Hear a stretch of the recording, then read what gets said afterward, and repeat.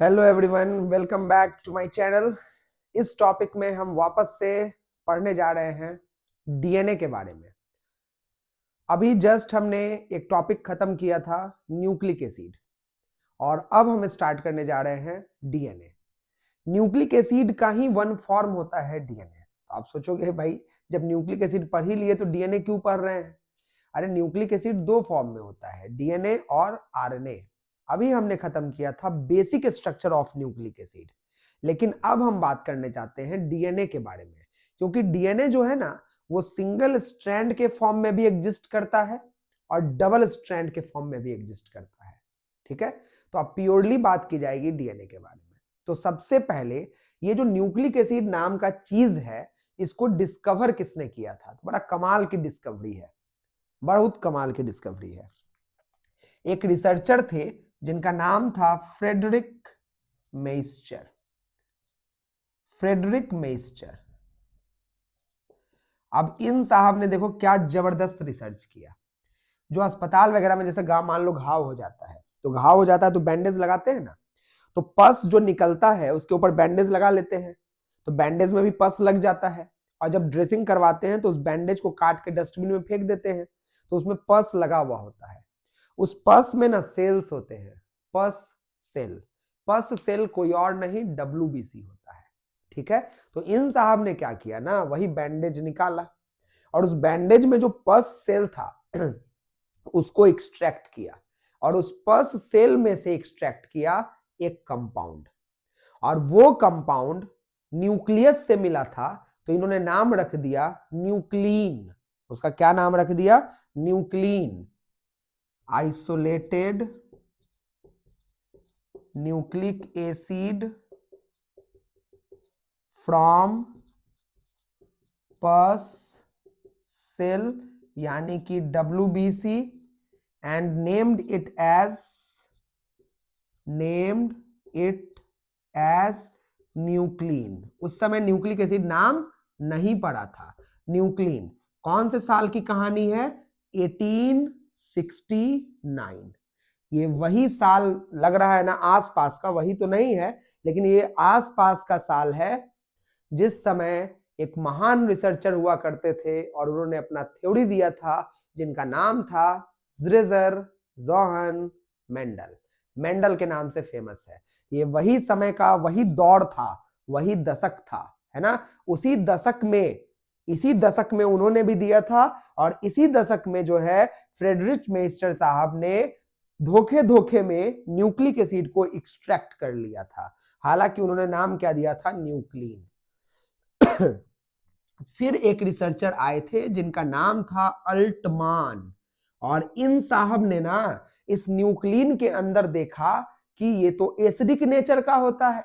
अच्छा, क्यों होता है एसिडिक नेचर का? तो अभी जस्ट हम थोड़े देर पहले, एक वीडियो पहले आप जो वीडियो देखे होंगे उसमें आपको न्यूक्लिक एसिड का स्ट्रक्चर बताया गया होगा। उसमें फास्फोरिक एसिड जुड़ा हुआ था। कौन जुड़ा हुआ था? Phosphoric acid. तो फास्फोरिक एसिड जुड़ने की वजह से इसका नेचर क्या हो जाता है? एसिडिक। इसलिए अल्टमान ने ही named nuclein as nucleic acid due to its acidic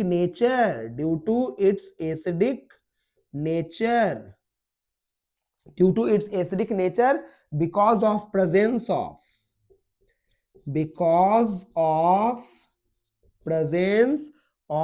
कौन सा एसिड? फॉस्फोरिक एसिड के होने की वजह से ये एसिडिक नेचर का होता है, इसलिए इसका नाम रख दिया गया nucleic acid.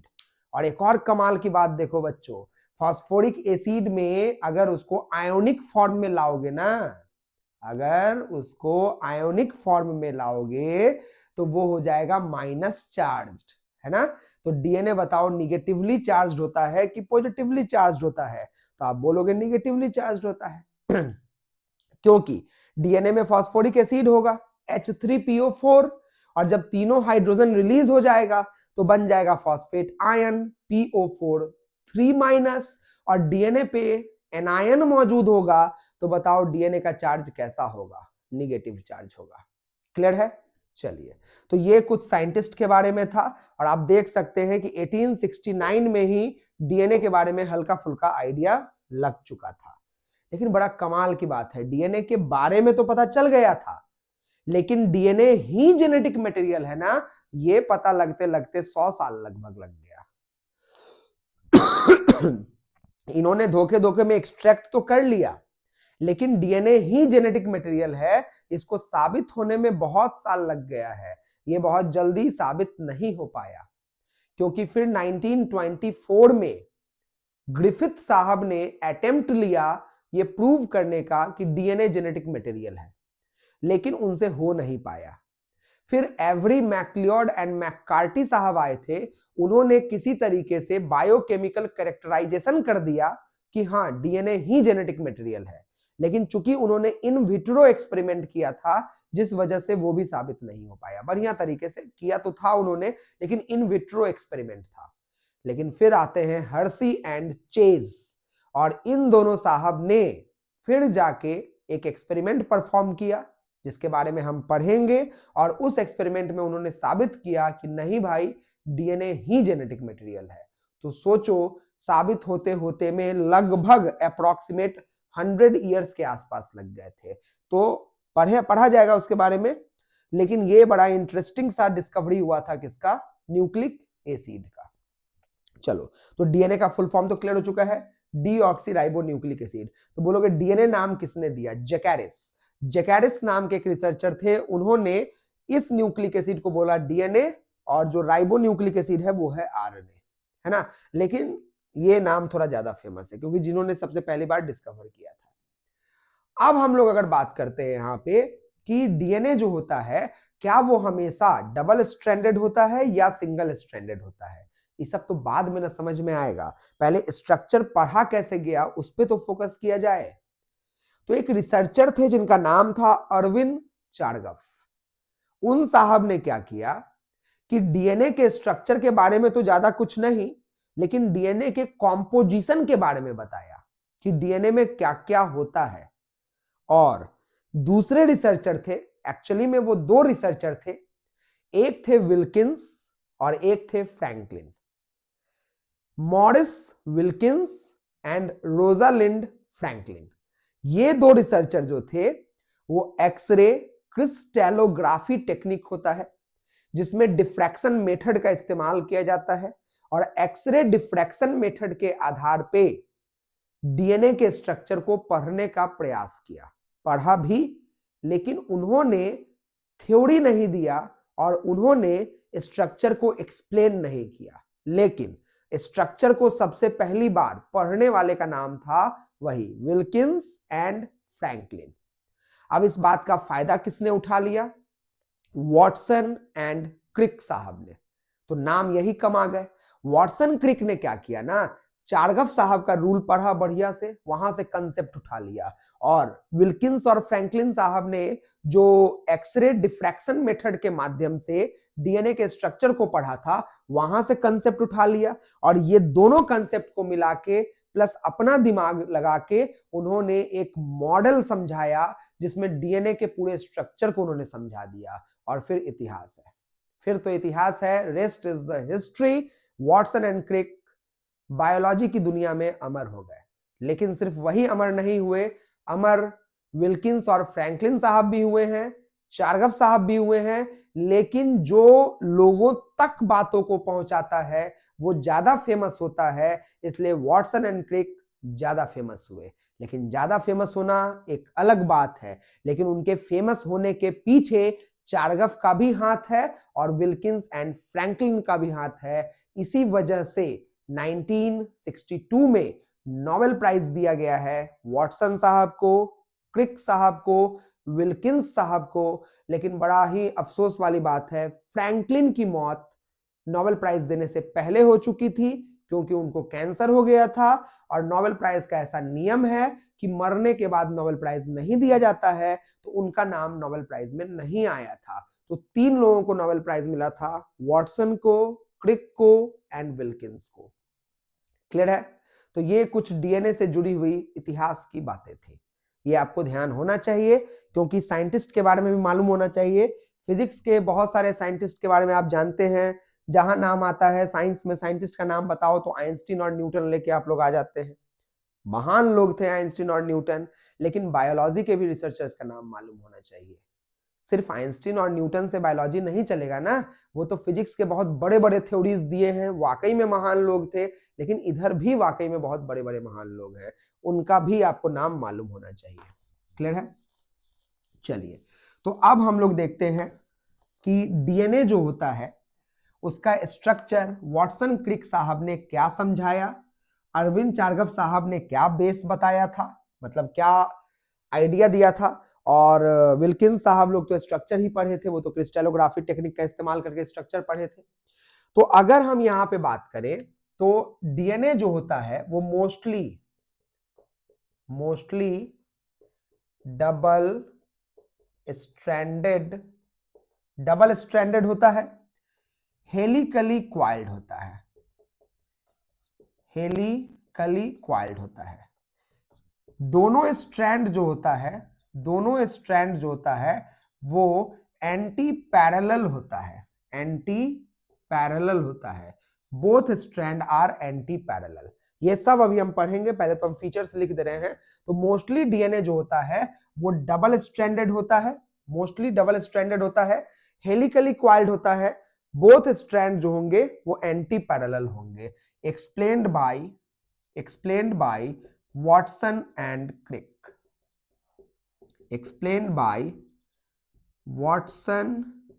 And Crick, Francis Crick. तो क्रिक साहब और वॉटसन साहब ने मिलकर इसको एक्सप्लेन किया था इन 1953। बड़ा इंपॉर्टेंट साल है ये 1953 बड़ा इंपॉर्टेंट साल है। इसी साल स्टेनले लॉयड मिलर साहब ने याद आ रहा है, इवोल्यूशन चैप्टर पढ़े हो। स्टेनले लॉयड मिलर साहब ने ऑपरीन और हेल्डन के द्वारा दिए गए थ्योरी को एक्सपेरिमेंटली लैब में प्रूफ किया था। तो 1953 बायोलॉजी की दुनिया में बहुत ही यादगार साल रहा है। एक और आप बताना कमेंट में कि 1953 में कोई सेल ऑर्गेनेल भी डिस्कवर हुआ था, है ना, उसके स्ट्रक्चर के बारे में पढ़ा गया था, ये आप लोग बताना कमेंट में। लेकिन अभी आपके सामने प्रस्तुत है 1953 में डीएनए के स्ट्रक्चर को सबसे पहली बार एक्सप्लेन किया गया था वॉटसन एंड क्रिक के द्वारा। लेकिन कमाल की बात देखो, सिनसिमर नाम के एक रिसर्चर आए, इन्होंने बोला कि ना सारा डीएनए डबल स्ट्रैंडेड ना होता है, कुछ डीएनए जो होता है वो सिंगल स्ट्रैंडेड भी होता है। तो Sinsheimer observed single stranded DNA in, कहां ऑब्जर्व किया? 5X174 बैक्टीरियोफाज में, और दूसरा था M13 बैक्टीरियोफाज में। तो इन सब के अंदर उन्होंने क्या ऑब्टेन किया? उन्होंने ऑब्टेन किया सिंगल स्ट्रैंडेड डीएनए। तो देखो, डीएनए डबल स्ट्रैंडेड भी होता है, वो तो सब जानता है, लेकिन उसके अलावा डीएनए सिंगल स्ट्रैंडेड भी होता है। तो अगर असर्शन रीजन या ट्रू फॉल्स टाइप का क्वेश्चन अगर आपसे पूछा जाता है, और उसमें अगर मान लो पूछा जा रहा है कि क्या all DNA present in nature are double stranded, wrong statement है। ऑल नहीं, कुछ बैक्टीरियोफाजेज ऐसे होते हैं जिसके अंदर डीएनए जो होता है वो सिंगल स्ट्रैंडेड होता है। तो आप बोलोगे सर बैक्टीरियोफाज मतलब क्या होता है? जो पहली बार पढ़ रहे हैं उनके लिए पूछ रहे हैं, जो तो इस बार नीट देने वाले हैं, अब वो अगर पूछ रहे हैं बैक्टीरियोफाज क्या होता है, तो बेटा इस बार नीट मत देना, 2027 की तैयारी चालू कर दो, क्योंकि 2026 का नीट आपके हाथ से निकल चुका है। अगर आपको इस समय इस दिन बैक्टीरियोफाज नहीं समझ में आता है तो नीट 2026 में फॉर्म भर के पैसा नहीं बर्बाद करना है। आपसे नीट निकल सकता है 26 का नहीं 27 का, ठीक है। क्योंकि बैक्टीरियोफाज जो होता है वो एक ऐसा वायरस होता है जो बैक्टीरिया को इन्फेक्ट करता है, उसको हम लोग कहते हैं बैक्टीरियोफाज। क्लियर है? चलिए, तो ये रहा आपका मोटा मोटी अबाउट द किसके बारे में, डीएनए। साइंटिस्ट के बारे में तो ऑलरेडी मैंने बता ही दिया। अब यहां पे वॉटसन और क्रिक साहब ने क्या समझाया, तो उन्होंने बोला कि डीएनए डबल स्ट्रैंडेड होगा, हेलिकली क्वाइल्ड होगा, और दोनों स्ट्रैंड जो होगा वो एक दूसरे के क्या होगा, एंटी पैरेलल होगा। तो चलो देखते हैं ये double stranded anti parallel helical coil की कहानी क्या है ना। लेकिन उसके पहले फ्रांसिस क्रिक का नाम याद रखिए। फ्रांसिस क्रिक तो एक ही नाम है, फ्रांसिस का नाम क्या, फ्रांसिस क्रिक एक ही आदमी का नाम है, पूरा नाम है विल्किंस और फ्रैंकलिन। मैं बोलना चाह रहा था विल्किंस और फ्रैंकलिन का नाम जरूर याद रखेंगे, नहीं तो गलत बात हो जाएगी। ठीक है, तो अब यहां पे अगर हम बात करें Morris Wilkins and Rosalind Franklin studied structure of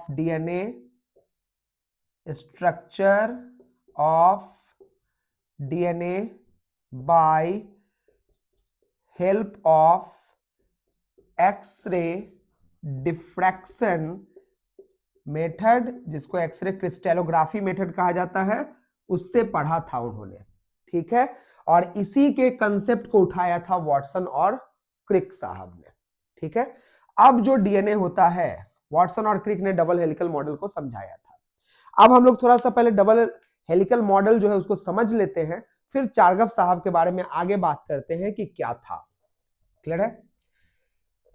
तो डीएनए का तो इमेज आपके दिमाग में चल ही रहा होगा कि सांप के जैसा कुछ कुछ कुछ कुछ घुमा देना है, सीढ़ी के जैसा क्वाइल कर देना है, यही ना बनेगा।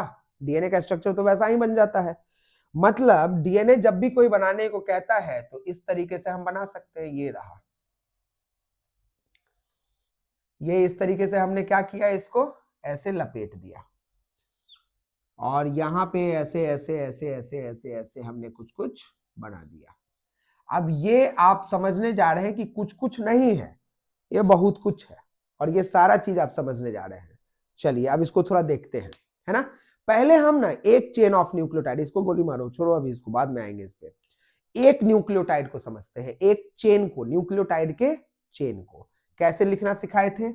यहां पे लिखेंगे सुगर, इधर थोड़ा बनाते हैं, यहां पे लिखेंगे sugar sugar sugar sugar sugar sugar, काफी मीठा हो गया। इधर भी बनाते हैं सुगर। पहले इसको कंप्लीट करते हैं।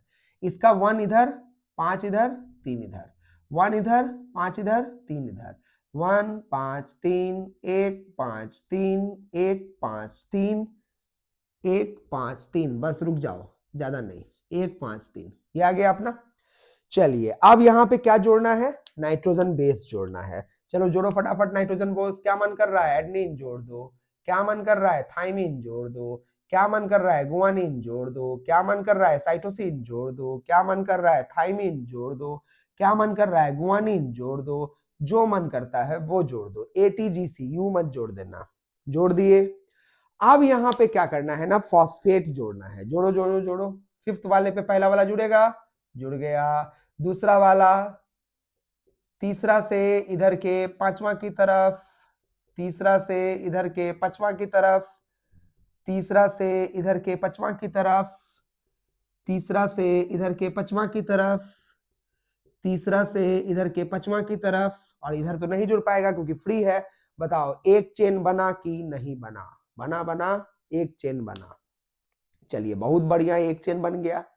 अब इधर इसके सामने हम एक और चेन बनाना चाहते हैं, लेकिन अभी जस्ट हम थोड़ी देर पहले क्या लिखे थे, डीएनए कैसा होता है, एंटी पैरेलल होता है। चलिए एंटी पैरेलल का खेल समझते हैं। इधर बताओ तो शुगर का कौन सा कार्बन है, 5th कार्बन है ना। इधर शुगर का कौन सा कार्बन है, 3rd कार्बन है। तो बताओ इस चेन का डायरेक्शन किधर से किधर होगा, 5 से 3 होगा कि 3 से 5 होगा। तो 5 से 3 होगा, ऊपर 5 नीचे 3। तो पैरेलल तब ना बनेगा जब इधर वाला चेन भी ऊपर 5 और नीचे 3 होगा। लेकिन अगर हम ऐसे बना दे, तो अगर हम नीचे 5 कर दें और ऊपर 3 कर दें, तो बताओ ये चेन और ये वाला चेन एक दूसरे के क्या हो जाएगा, एंटी पैरेलल। भाई अगर जिधर ढक्कन लगा हुआ है, अगर इधर 5 है और इधर 3 है, और इधर 5 है और इधर 3 है, ये दोनों ऐसे रखेंगे तब ना पैरेलल होगा। लेकिन अगर हम ऐसे पलट दे तो ये एंटी पैरेलल हुआ कि नहीं हुआ? तो बिल्कुल एंटी पैरेलल हुआ। ये नहीं ना मानते हो कि एंटी पैरेलल है तो फ्यूज करवा देना है? ये सब बेवकूफी वाला बात मत कर लेना। पैरेलल और एंटी पैरेलल लाइन वो लाइन होते हैं जो कभी नहीं मिलते हैं। तो कभी नहीं मिलते हैं तो एंटी पैरेलल काहे बोल रहे हैं? पोलरिटी। अगर हेड दोनों का एक तरफ, टेल दोनों का एक तरफ, तो ये पैरेलल है, और हेड की तरफ टेल और टेल की तरफ हेड, तो ये क्या होगा? एंटी पैरेलल होगा। क्या होगा? एंटी पैरेलल होगा। तो एंटी पैरेलल करने के लिए हमको पोलरिटी को क्या करना पड़ेगा? पलटना पड़ेगा। पलट दीजिए, पलट दीजिए, यहां पे कर दीजिए सुगर 5 इधर लिख देंगे, 1 इधर लिख देंगे और 3 इधर लिख देंगे।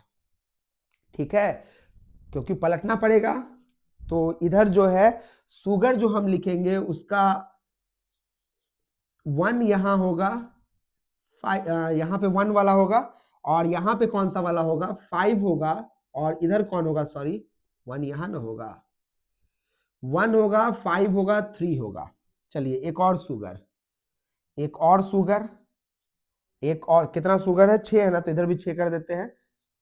4 5 6, 1 5 3, 1 5 3, 1 5 3, 1 5 3, 1 5 3, 5 किधर हो गया? इधर, और 3 किधर हो गया? इधर। बताओ चेन का डायरेक्शन किधर हो गया? 5 से 3 हो गया कि नहीं हो गया? इसका 5 नीचे है, इसका 5 ऊपर है। एंटी पैरेलल हुआ कि नहीं हुआ? हो गया। चलिए अब यहां पे क्या जुड़ेगा? यहां पे जुड़ेगा इस फर्स्ट वाले के साथ जो जुड़ेगा यहां पे, वो कौन जुड़ने वाला है? तो यहां गुआनीन है ना, तो इसके सामने हमेशा जो जुड़ेगा वो एडेनिन जुड़ेगा। सॉरी, गुआनीन के सामने एडेनिन नहीं जुड़ता है, साइटोसिन जुड़ता है। गुआनीन के सामने जो जुड़ेगा वो कौन जुड़ेगा? साइटोसिन जुड़ेगा। थाइमीन के सामने कौन जुड़ेगा? एडेनिन जुड़ेगा। साइटोसिन के सामने कौन जुड़ेगा? गुआनीन जुड़ेगा। गुआनीन के सामने कौन जुड़ेगा? साइटोसिन जुड़ेगा। थाइमीन के सामने कौन जुड़ेगा? एडेनिन जुड़ेगा। और एडेनिन के सामने कौन जुड़ेगा? थाइमीन जुड़ेगा। क्लियर है? ये इस तरीके से यहां पे जुड़ेगा। जुड़ गया। ये कौन बताया कि एडेनिन के सामने थाइमीन जुड़ेगा? यही तो चारगफ बताए थे। अरविंद चारगफ साहब ने बताया कि एडेनिन की संख्या जितनी ज्यादा होगी उतनी ही थाइमीन की संख्या होगी। लेकिन बेचारे ये नहीं बता पाए कि डबल स्ट्रैंड के फॉर्म में एग्जिस्ट करता है। उन्होंने ये बता दिया कि number of adenine will be equal to the number of thymine. उन्होंने ये भी बता दिया equimolar of guanine will be equal to the equimolar of cytosine. मतलब जितना गुआनीन उतना साइटोसिन, जितना एडेनिन उतना थाइमीन। लेकिन ये नहीं बता पाए कि डबल स्ट्रैंड होता है। सब महत्वपूर्ण है। वॉटसन क्रिक भी महत्वपूर्ण है, अरविंद चारगफ भी महत्वपूर्ण है, और विल्किंस एंड फ्रैंकलिन भी महत्वपूर्ण है। किसी को भी इग्नोर आप नहीं कर सकते हैं। तो देखो ये इस तरीके से बन गया। अच्छा, फॉस्फेट किधर जुड़ेगा? तो ऑब्वियस सी बात है ना, इधर से शुरुआत हो रहा है, तो पहला वाला के यहाँ पे, पचवां पे, फिर देखो यहां तीसरा पचवां, तीसरा पचवां, तीसरा पचवां, तीसरा पचवां, तीसरा पचवां। इधर का OH क्या रहेगा? फ्री। चेन किधर से किधर इलोंगेट किया? 5 से 3। चेन किधर से किधर इलोंगेट किया? 5 से 3। लेकिन इसका 5 से 3 ऊपर से नीचे है, इसका 5 से 3 नीचे से ऊपर है। बताओ ये दोनों चेन एक दूसरे का एंटी पैरेलल हुआ कि नहीं हुआ? इसको क्या बोलोगे? 1 चेन। इसको क्या बोलोगे? 2 चेन। ये 2 चेन है, यानी कि इसको कहा जाएगा 1 स्ट्रैंड, 1 स्ट्रैंड ऑफ DNA। और इसका भी होगा 1 स्ट्रैंड ऑफ DNA। बताइए दोनों पैरेलल है कि एंटी पैरेलल है? आपको दिख रहा है इसके 3 के सामने इसका 5 है, तो कॉमन सेंस है एंटी पैरेलल है। क्लियर?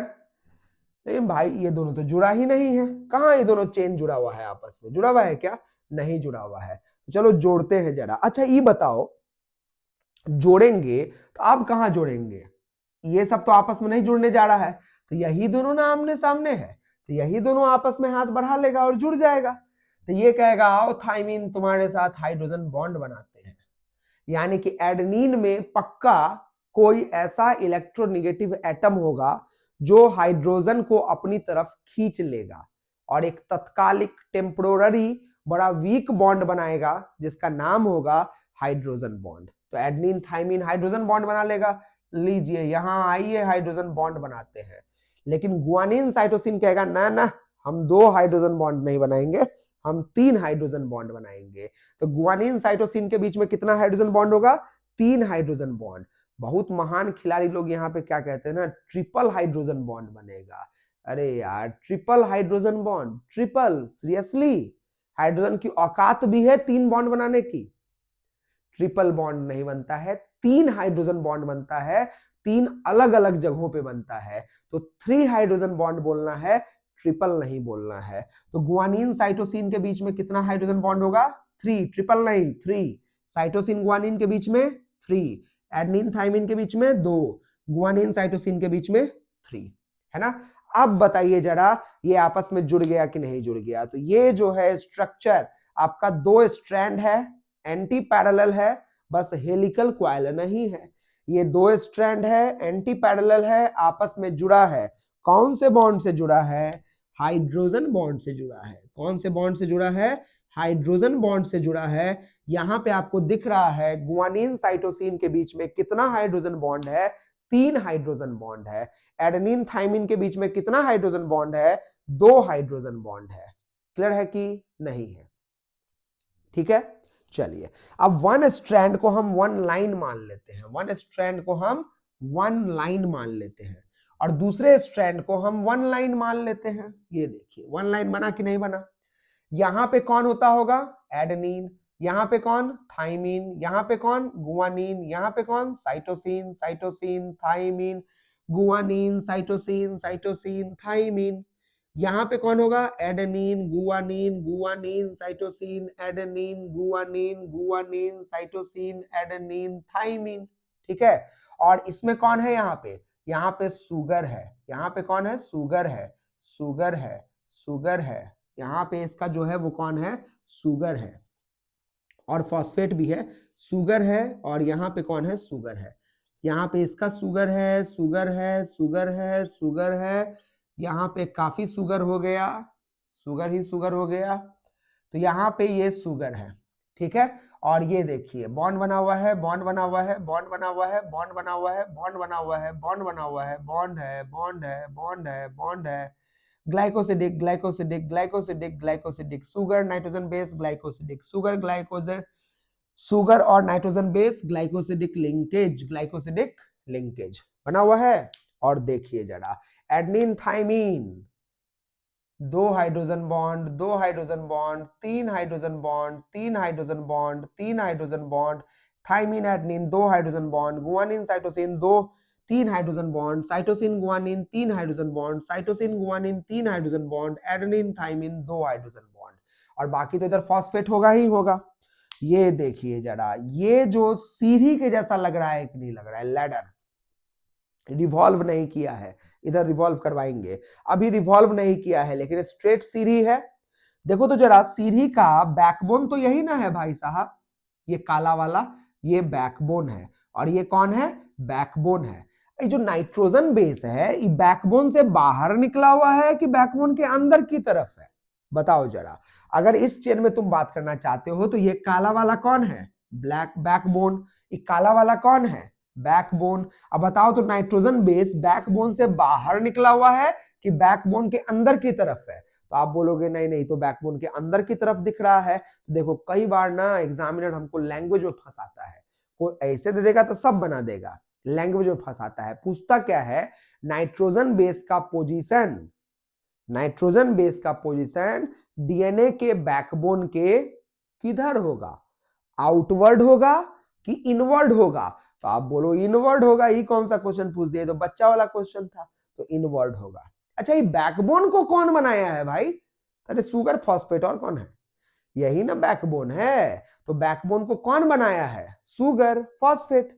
अच्छा कई महानुभव किताब क्या करता है ना, सुगर फॉस्फेट नहीं लिख के बोलता है सुगर फॉस्फेट सुगर। अरे बात ये तो बराबर ना है।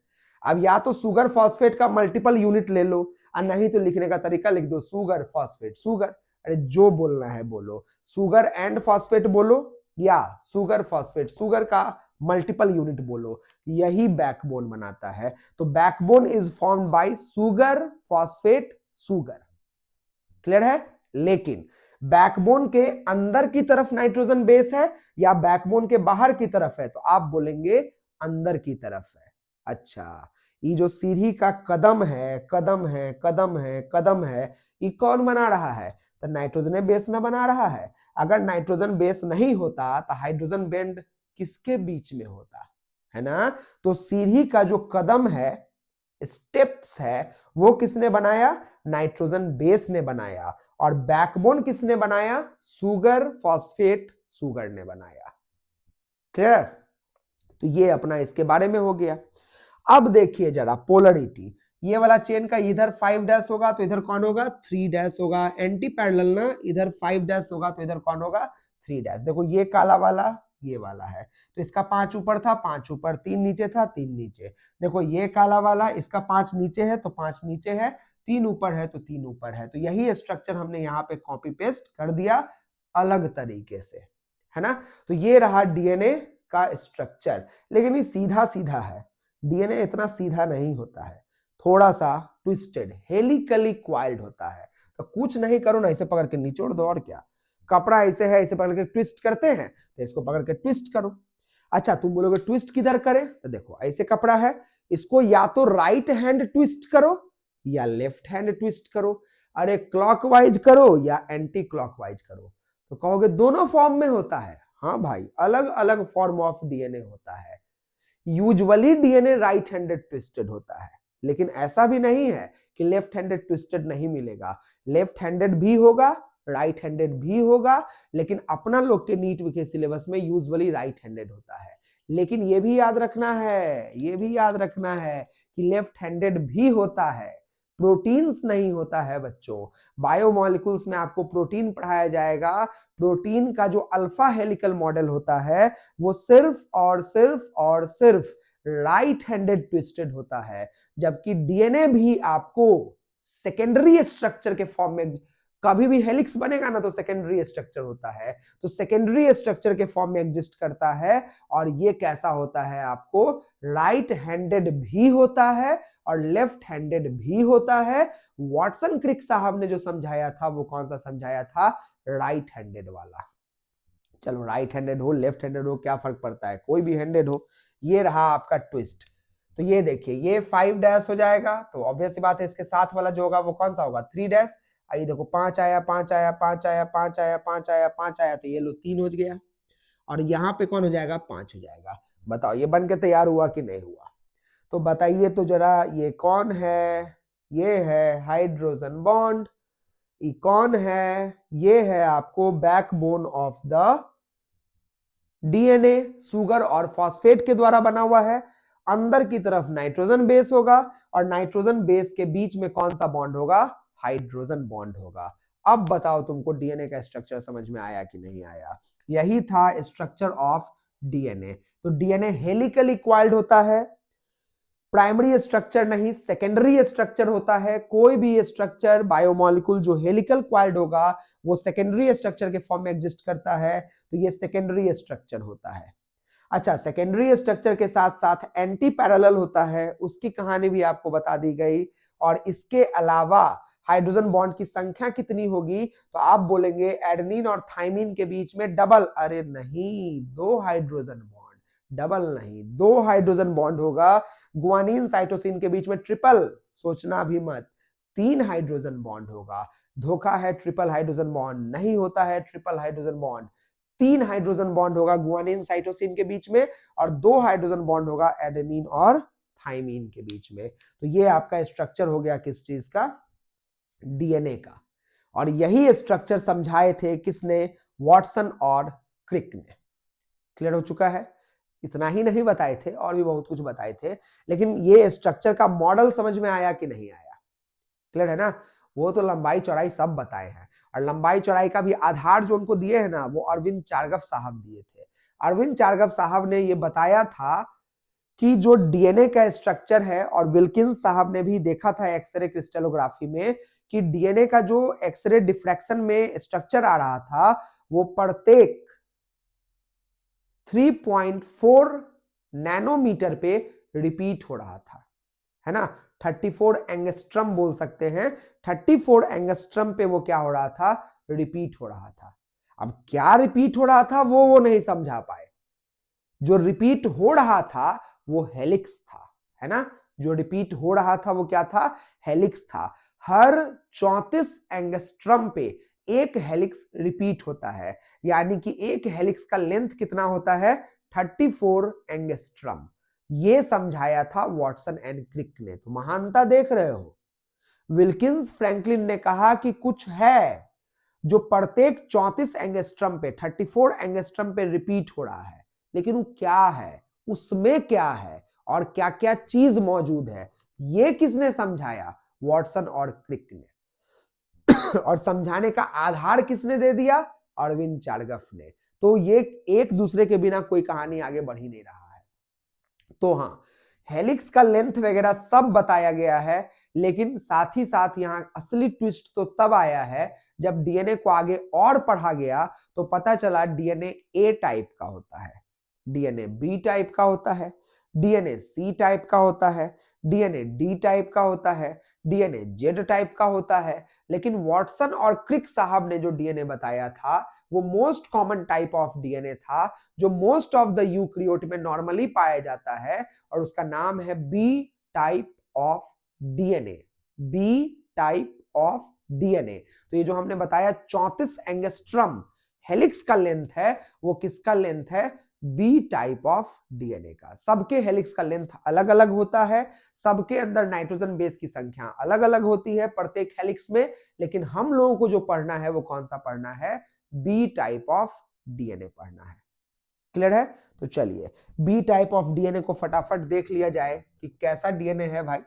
इतना जो वॉटसन क्रिक समझा रहे हैं वो क्या समझा रहे हैं, लेकिन उसके पहले ये सारा चीज आपको क्लियर होना चाहिए। कोई भी डाउट अगर आपको होता है, नहीं समझ में आता है, तो शर्माने का नहीं, बिल्कुल कमेंट में आप डालिएगा। उसके बारे में अगर वो समझाने लायक चीज होगा तो बिल्कुल समझाया जाएगा। अब किसी को टी का मतलब थाइमीन होता है यही नहीं समझ में आ रहा है, तो भैया 27 का फॉर्म भरिएगा, 26 आपके लिए नहीं है। क्लियर है। अब यहां पे अगर हम बात करें तो वन हेलिक्स का मतलब क्या है, तो देखो यहां से स्टार्ट किए लपेटना, ये लपेटे लपेटे लपेटे लपेटे लपेटे लपेटे लपेटे लपेटे ये लपेटे 180 डिग्री। कितना का लपेटान हुआ, 180 डिग्री। लेकिन एक बार और लपेटो, 360 डिग्री पूरा करना है। यानी कि हमको कितना डिग्री देखना है, वन रोटेशन कंप्लीट 360 डिग्री का रोटेशन देखना है। वन हेलिक्स जो होता है ना वो लेंथ ऑफ डीएनए होता है जो 360 डिग्री का रोटेशन लेता है। समझ में आया। देखो 360 डिग्री लाते हैं, ये देखो, ये देखो, ये देखो, ये देखो, यहां पे ये देखिए, ये देखिए, ये देखिए, ये देखिए। अब यहां पे हेलिक्स बनाने के लिए देखिए लाइन ड्रॉ करते हैं, ये रहा 180 डिग्री और यहां पे आ गया 360 डिग्री। यानी कि यहां पे जो हेलिक्स हम लोग ड्रॉ करेंगे वो हमेशा जो होगा वो कितना डिग्री पे एंगल पे रोटेशन होगा, 360 डिग्री पे यहां पे जो होगा वो रोटेशन होगा। ये 360 डिग्री का जो होगा यहां पे क्या होगा, रोटेशन होगा। ये फिर से थोड़ा सा देखना पड़ेगा, एक बार जरा समय लग रहा है, बर्दाश्त कीजिएगा, है ना, बर्दाश्त कीजिएगा। स्ट्रक्चर थोड़ा बढ़िया बनना चाहिए तभी समझ में बढ़िया आता है। ये घुमाया गया, ये घुमाया गया, ये घुमाया गया, ये घुमाया गया, ये घुमाया गया। अब उम्मीद है बहुत बढ़िया स्ट्रक्चर बनेगा। ये घुमाया गया, ये घुमाया गया, ये घुमाया गया, ये घुमाया गया। चलिए अब हेलिक्स ले लेते हैं, हेलिक्स ले लेते हैं। ये देखो यहां से शुरू करते हैं, 180 डिग्री, आई लीजिए 360 डिग्री। यहां तक का जो होगा वो एक हेलिक्स होगा, यहां तक का जो होगा वो कितना होगा, वन हेलिक्स होगा। यानी कि 360 डिग्री पे जो रोटेट करेगा उसको आप क्या कहेंगे, वन हेलिक्स कहेंगे। अब उसके नीचे और घुमाओ, तुम यूं यूं यूं घुमाते चले जाओ और 360 डिग्री लो, प्रत्येक 360 डिग्री पे जो रोटेट करेगा उसको आप क्या कहोगे? वन हेलिक्स कहोगे। चलो अब देखना जरा ध्यान से, प्रत्येक हेलिक्स का, ये है one helix, one helix of B DNA, one helix of B DNA rotates at 360 degree, 360 degree पे रोटेट किए हुए हैं। अब यहां पे क्या होता है, जो नाइट्रोजन बेस होंगे वो यहां पे देखो कितना होगा, 1 2 3 4 5 6, अच्छा अंग्रेजी वाले लोग भी यहां हैं, 7 8 9 10, 10 9 7 6, हिंदी वाले भी हैं 5, अच्छा हम ही गड़बड़ कर दिए क्या, 4 नहीं, ये 5 4 3 2 1, 1 2 3 4 5, 1 2 3 4 5 6 7 8 9 10, 1 2 3 4 5 6 7 8 9 10, क्लियर है? ये आपको कितने हैं, एक हेलिक्स में 10 नाइट्रोजन बेस है ना। और ये देखिए यहाँ पे अगर एडेनिन और थाइमिन होगा तो कितना हाइड्रोजन बॉन्ड होगा, 2 हाइड्रोजन बॉन्ड। गुआनिन साइटोसिन होगा तो कितना होगा, 3 hydrogen bond, 2 hydrogen bond, 2 hydrogen bond, 2 hydrogen bond. और यहां मान लो गुआनिन साइटोसिन है तो 3 hydrogen bond, 2 hydrogen bond, 2 hydrogen bond. और यहाँ पे अगर गुआनिन साइटोसिन है तो 3 हाइड्रोजन बॉन्ड, और यहाँ एडेनिन थाइमिन है तो 2 हाइड्रोजन बॉन्ड। बाकी आगे भी होगा, ऐसा थोड़ी है कि हम आगे नहीं बना रहे हैं तो आगे नहीं होगा, अरे आगे भी होगा, ऐसा नहीं करना है कि आगे नहीं देना है, आगे भी होंगे, आगे भी होंगे, आगे भी होंगे। ये रहा, आप बना दीजिए पूरा, और क्या इस तरीके से बना दीजिए, लेकिन हमको सिर्फ इस लाल वाले में देखना है। तो ये वन हेलिक्स है, कितना नाइट्रोजन बेस है, 10 है, यानी कि कितना न्यूक्लियोटाइड है, 10 है। तो हम बोल सकते हैं 10 न्यूक्लियोटाइड। अच्छा न्यूक्लियोटाइड बेस है कि पेयर्स है, 10 पेयर ना है, क्योंकि 10 इस वाले स्ट्रैंड में है और 10 इस वाले स्ट्रैंड में है, तो क्या बोलेंगे, 10 न्यूक्लियोटाइड पेयर्स पर हेलिक्स। प्रत्येक हेलिक्स में कितना होता है, 10 न्यूक्लियोटाइड पेयर होता है ना। अच्छा न्यूक्लियोटाइड पेयर होता है 10 में। ये बताओ लेंथ ऑफ वन हेलिक्स कितना होता है, length of one helix of B DNA जो होता है वो कितना होता है। तो नापो नापो, हमारे नापने से नहीं होगा, वाटसन क्रिक साहब ने नापा था, कितना होगा, 34 एंगस्ट्रम होगा, 34 एंगस्ट्रम होगा। और नहीं आपको शौक है कि ना हम नैनोमीटर में लिखना चाहते हैं तो लिखो भाई 3.4 नैनोमीटर, 3.4 नैनोमीटर। एंगस्ट्रम तो समझ में आता ही होगा ना, 10 टू दी पावर -10, और नैनोमीटर का मतलब होता है 10 टू दी पावर -9, तो 9 मीटर। तो ये चीज है, तो लेंथ ऑफ वन हेलिक्स इतना होगा। अच्छा एक हेलिक्स में 10 न्यूक्लियोटाइड बेस पेयर्स हैं, तो 2 न्यूक्लियोटाइड बेस पेयर की दूरी कितनी होगी भाई, यहां से यहां तक ना 34 एंगस्ट्रम है, तो बताओ इन दोनों के बीच की दूरी कितनी होगी, इन दोनों के बीच की दूरी कितनी होगी। ऐसे तो हम तो छोटा बड़ा बना दिए हैं लेकिन होता नहीं है, इन दोनों के बीच की दूरी कितनी होगी। अच्छा इन दोनों के बीच की दूरी कितनी होगी, इक्वी डिस्टेंट होता है, इक्वी डिस्टेंट, हमसे बन गया है, बनाने वाला एरर है, लेकिन वो होता कैसा है, इक्वी डिस्टेंट होता है। ऐसा थोड़ी होगा कि एक सीढ़ी का पैर इतना ऊंचा तो दूसरे वाले का इतना ऊंचा कर देंगे, नहीं, इक्वी डिस्टेंट होता है। तो कितना होगा, तो करना 34 angstrom divided by 10, 34 angstrom divided by 10, तो हम बोलेंगे distance between two adjacent nucleotide in a strand, एक स्ट्रैंड में 2 लगातार न्यूक्लियोटाइड के बीच की दूरी जो होगी वो कितनी होगी, तो 34 एंगस्ट्रम डिवाइडेड बाई 10, तो हो जाएगा 3.4 एंगस्ट्रम। नहीं बहुत लोग को मानोगा हम नैनोमीटर में लिख रहे थे, लिखो भाई 0.34 नैनोमीटर। तो या तो आप 34 एंगस्ट्रम बोल सकते हैं या फिर आप क्या बोलेंगे 0.34 नैनोमीटर। क्लियर है? तो ये हो गया इसके बारे में।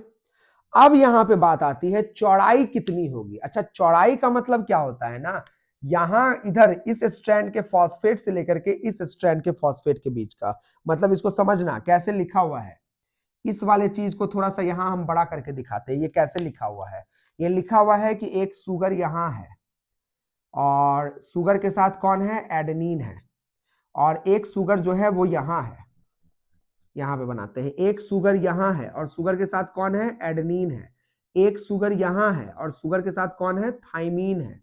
अच्छा, इस सुगर के साथ कौन जुड़ा हुआ है, एक सुगर यहां है, एक और ले लो, और ये सुगर यहां है, इसके साथ कौन जुड़ा हुआ है, गुआनिन, और इसके साथ कौन जुड़ा हुआ है, साइटोसिन। कितना हाइड्रोजन बॉन्ड, 3। कितना हाइड्रोजन बॉन्ड, 2। अच्छा, ये इधर 1 है तो इसका 1 इधर होगा, इसका 1 जो होगा वो इधर होगा, और इसका 1 जो होगा वो इधर होगा। इधर इसका 5 है, इधर इसका 3 है, इधर इसका 5 है, इधर इसका 3 है। 1 है, 5 है, 3 है, 1 है, यहाँ 1 है, यहाँ 5 है, और यहाँ कौन है, 3 है। यहाँ पे कौन जुड़ा होगा, फॉस्फेट। यहाँ पे 3 और 5 फॉस्फेट, यहाँ का OH क्या होगा, फ्री होगा। यहाँ पे कौन जुड़ा होगा, फॉस्फेट। यहाँ पे कौन जुड़ा होगा, फॉस्फेट फॉस्फेट, और यहाँ का OH क्या होगा, फ्री होगा। तो बोलोगे ये फिगर बना के आए रोहित, तो पढ़ लिए हम। नहीं, हम यहां बताना चाहते हैं डायामीटर। तो देखो, इस फॉस्फेट से ना इस फॉस्फेट का दूरी तय कर लेना, मतलब इस वाले स्ट्रैंड के फॉस्फेट से इस वाले स्ट्रैंड के फॉस्फेट के बीच का दूरी तय करना, उसको कहते हैं डायामीटर। ऐसा ना हो कि डायामीटर हम पूछे तो तुम बोल दिए कि नाइट्रोजन बेस और नाइट्रोजन बेस के बीच की दूरी। ना ना ना ना ना ना ना, नाइट्रोजन बेस के बीच की दूरी नहीं। ई वाला रेलिंग और ये वाला रेलिंग दो सीढ़ी है, तो ये वाला रेलिंग और ये वाला रेलिंग, रेलिंग इंक्लूडेड, दोनों की दूरी बतानी है। उसको हम क्या कहते हैं, डायमीटर ऑफ द BDNA। तो इस स्ट्रैंड के फॉस्फेट और इस स्ट्रैंड के फॉस्फेट, दोनों फॉस्फेट के बीच की जो दूरी होगी उसको हम क्या कहेंगे, डायमीटर ऑफ DNA, मतलब distance between phosphate of both strand. Both strand के फॉस्फेट के बीच की जो दूरी होगी उसको हम कहेंगे डायामीटर। और जो BDNA आप पढ़ रहे हो ना, वॉटसन और क्रिक साहब के द्वारा जो समझाया गया था, उस BDNA में जो डायामीटर होता है ना, वो होता है 20 एंगस्ट्रम। कितना होता है, 20 एंगस्ट्रम। तो यहां पे हम बोल सकते हैं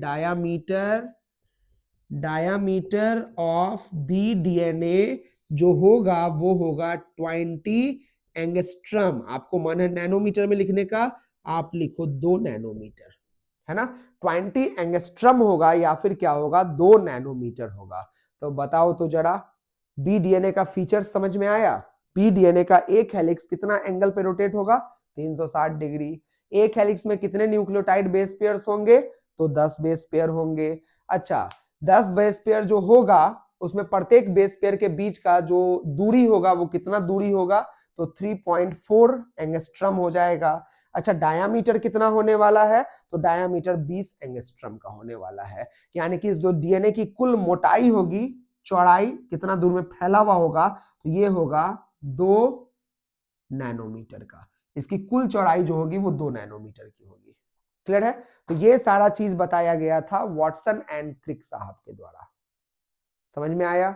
तो यही है आपका double stranded helical model of the DNA। तो काफी लंबा लेक्चर ये भी हो गया है, तो इसको यहां पे थोड़ा सा एक ब्रेक लेते हैं और मिलते हैं तुरंत एक अगले वीडियो में, जिसमें बात करेंगे हम लोग अरविंद चारगव साहब के कंसेप्ट के बारे में और DNA के पैकेजिंग के बारे में। ठीक है? तो अच्छे से पढ़िए, और कोई चीज जो ना समझ में आ रहा हो तो उसको कमेंट्स में जरूर बताइए। ठीक है? चलिए, तब तक के लिए सभी लोगों को धन्यवाद।